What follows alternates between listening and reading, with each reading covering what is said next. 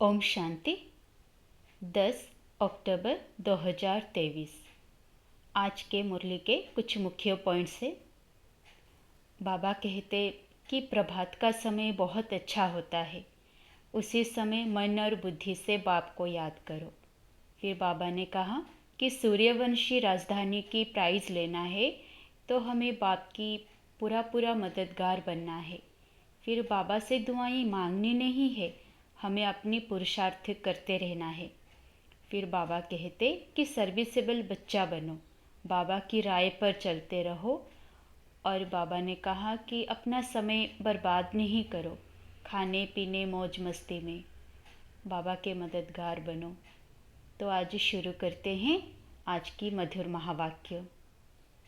मीठे बच्चे, प्रभात के समय मन और बुद्धि से मुझ बाप को याद करो, साथ साथ भारत को दैवी राजस्थान बनाने की सेवा करो। प्रश्न, सूर्यवंशी राजधानी की प्राइज़ किस आधार पर मिलती है? उत्तर, सूर्यवंशी राजधानी की प्राइज़ लेना है तो बाप का पूरा मददगार बनो, श्रीमत पर चलते रहो। आशीर्वाद नहीं मांगनी है, लेकिन योग बल से आत्मा को पावन बनाने का पुरुषार्थ करना है। देह सहित देह के सब संबंधों को त्याग एक मोस्ट विलव्ड बाप को याद करो तो तुम्हें सूर्यवंशी राजधानी की प्राइज़ मिल जाएगी।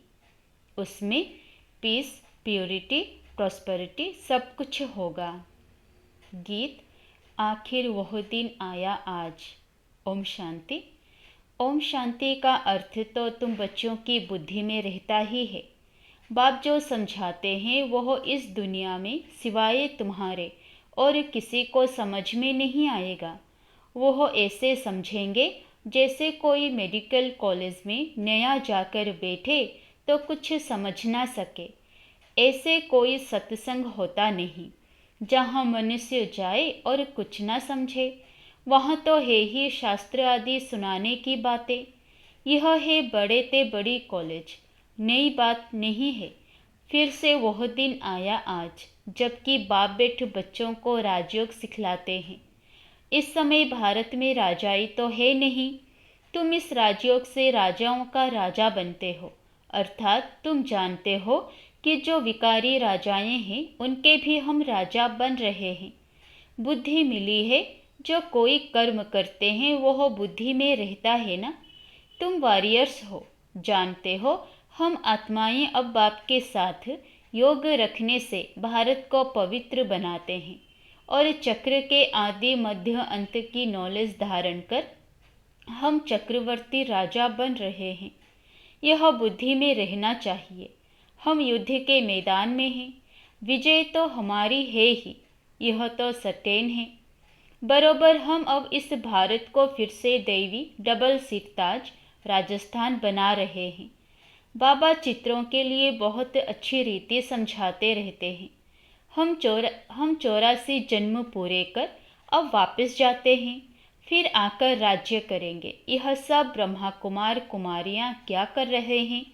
ब्रह्मा कुमारियों की यह संस्था क्या है? पूछते हैं ना। बीके फट से कहते हैं कि हम इस भारत को फिर से दैवी राजस्थान बना रहे हैं श्रीमत पर। मनुष्य श्री का अर्थ भी नहीं जानते हैं। तुम जानते हो श्री श्री श्री बाबा है, उनकी ही माला बनती है। यह सारी रचना किसकी है? क्रिएटर तो बाप हुआ ना। सूर्यवंशी चंद्रवंशी जो भी हैं, यह सारी माला है रुद्र शिव बाबा की। सब अपने रचता को जानते हैं परंतु उनके ऑक्यूपेशन को नहीं जानते। वह कब और कैसे आकर पुरानी दुनिया को नया बनाते हैं, यह किसी की बुद्धि में भी नहीं है। वह तो समझते हैं कलयुग अभी बहुत वर्ष चलना है। अभी तुम जानते हो हम दैवी राजस्थान स्थापन करने के निमित्त बने हुए हैं। बरोबर दैवी राजस्थान होगा, फिर क्षेत्रीय राजस्थान होगा। पहले सूर्यवंशी कुल, फिर क्षेत्रीय कुल का राज्य होगा। तुमको चक्रवर्ती राजा रानी बनना है तो बुद्धि में चक्र फिरना चाहिए ना। तुम किसी को भी इन चित्रों पर बहुत अच्छी रीति समझा सकते हो। यह लक्ष्मी नारायण सूर्यवंशी कुल और यह राम सीता है क्षत्रिय कुल। फिर वैश्य शूद्रवंशी पतित कुल बन जाते हैं। पूज्य फिर पुजारी बनते हैं। सिंगल ताज वाले राजाओं का चित्र भी बनाना चाहिए। यह एग्जीबिशन बड़ी वंडरफुल हो जाएगी। तुम जानते हो ड्रामा अनुसार सर्विस अर्थ यह एग्जीबिशन बहुत ज़रूरी है। तब तो बच्चों की बुद्धि में बैठेगा। नई दुनिया कैसे स्थापन हो रही है वह चित्रों द्वारा समझाया जाता है।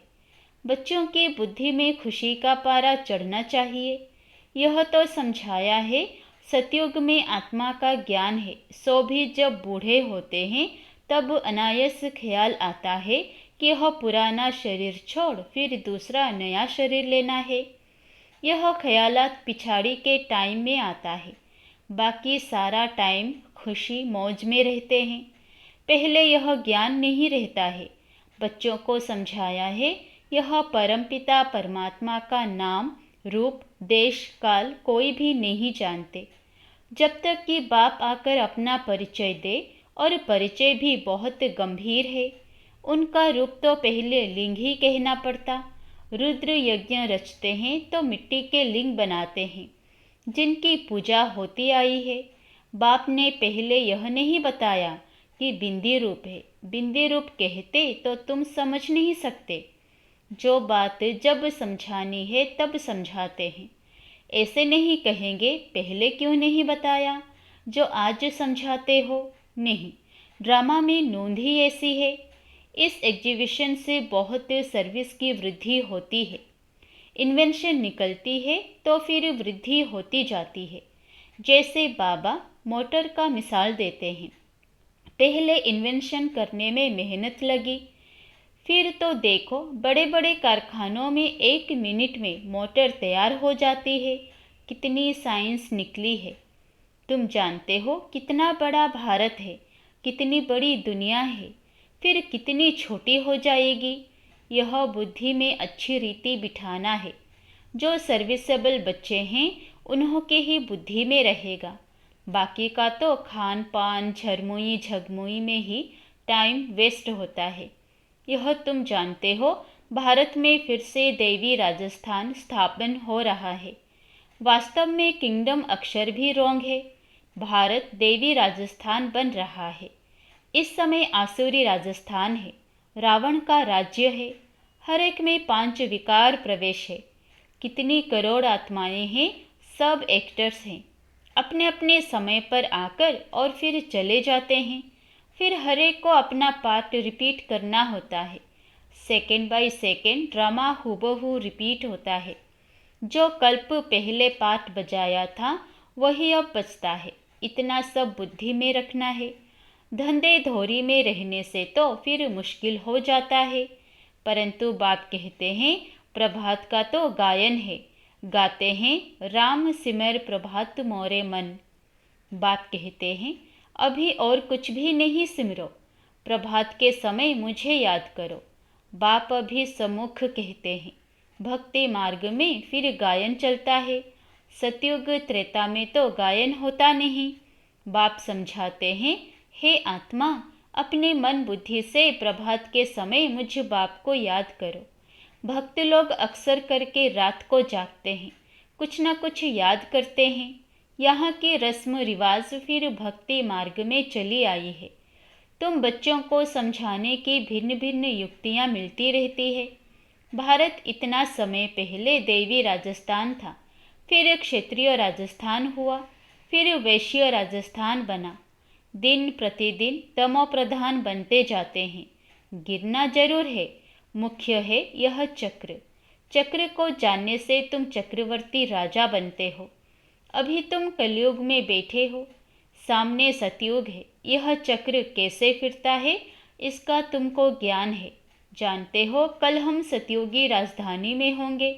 कितना सहज है। ऊपर में त्रिमूर्ति शिव भी है, चक्र भी है, लक्ष्मी नारायण भी इसमें आ जाते हैं। यह चित्र सामने रखा हुआ हो तो कोई को भी सहज रीति समझा सकते हो। भारत देवी राजस्थान था, अभी नहीं है। सिंगल ताज वाले भी नहीं है। चित्रों पर ही तुम बच्चों को समझाना है। यह चित्र बहुत वैल्यूबल है। कितनी वंडरफुल चीज़ है तो वंडरफुल रीति समझाना भी पड़े।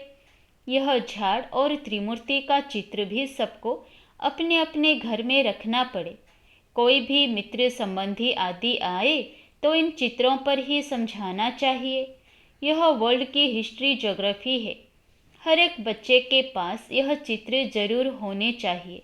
साथ में अच्छे अच्छे गीत भी हों।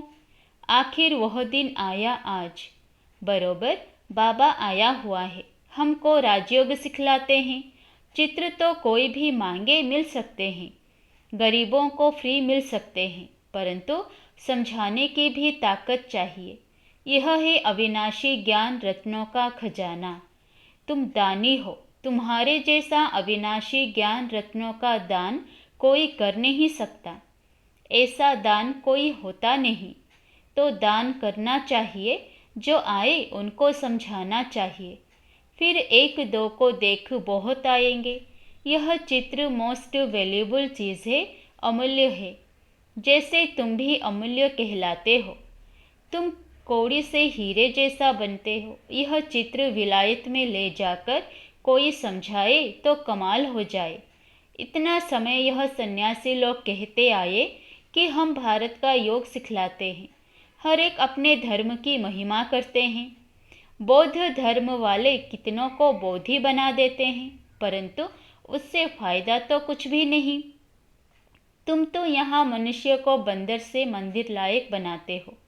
भारत में ही संपूर्ण निर्विकारी थे। भारत गोरा था, अभी भारत काला है। कितने मनुष्य हैं? सतयुग में तो बहुत थोड़े होंगे ना। संगम पर ही बाप आकर स्थापना करते हैं, राजयोग सिखलाते हैं। उन बच्चों को ही सिखलाते हैं जिन्होंने कल्प पहले भी सीखा था। स्थापना तो होनी ही है। बच्चे रावण से हार खाते हैं, फिर रावण पर जीत पाते हैं। कितना सहज है। तो बच्चों को बड़े चित्र बनवाकर उस पर सर्विस करनी चाहिए। बड़े बड़े अक्षर होने चाहिए, लिखना चाहिए। यहाँ से भक्ति मार्ग शुरू होता है। जरूर जब दुर्गति पूरी होगी तब तो बाप सदगति करने आएंगे ना। बाबा ने समझाया है, ऐसे कभी भी किसी को नहीं कहना कि भक्ति ना करो। नहीं, बाप का परिचय दे समझाना है, तब तीर लगेगा। तुम जानते हो महाभारत लड़ाई क्यों कहा जाता है? क्योंकि यह बड़ा भारी यज्ञ है। इस यज्ञ से ही यह लड़ाई प्रज्वलित हुई है। यह पुरानी दुनिया खत्म होनी है। यह बातें तुम्हारी बुद्धि में है। मनुष्यों को पीस प्राइज मिलती रहती है, परंतु पीस तो होती नहीं। वास्तव में पीस स्थापन करने वाला तो एक ही बाप है। उनके साथ तुम मददगार हो। प्राइज भी तुमको मिलनी है। बाप को थोड़े ही प्राइज मिलती है। बाप तो है देने वाला। तुमको नंबरवार पुरुषार्थ अनुसार प्राइज मिलती है। बेशुमार बच्चे होंगे। तुम अभी प्योरिटी, पीस, प्रॉस्पेरिटी स्थापन कर रहे हो। कितनी भारी प्राइज है। जानते हो, जितना जो मेहनत करेंगे उनको सूर्यवंशी राजधानी की प्राइज मिलेगी। बाप है श्रीमत देने वाला। ऐसे नहीं, बाबा आशीर्वाद करो। स्टूडेंट को राय दी जाती है कि बाप को याद करो तो तुम्हारे विकर्म विनाश होंगे। योग बल से ही तुम्हारी आत्मा पवित्र बनेगी। तुम सब सीताएं हो, आग से पार होती हो। या तो योग बल से पार होना है या तो आग में जलना पड़ेगा।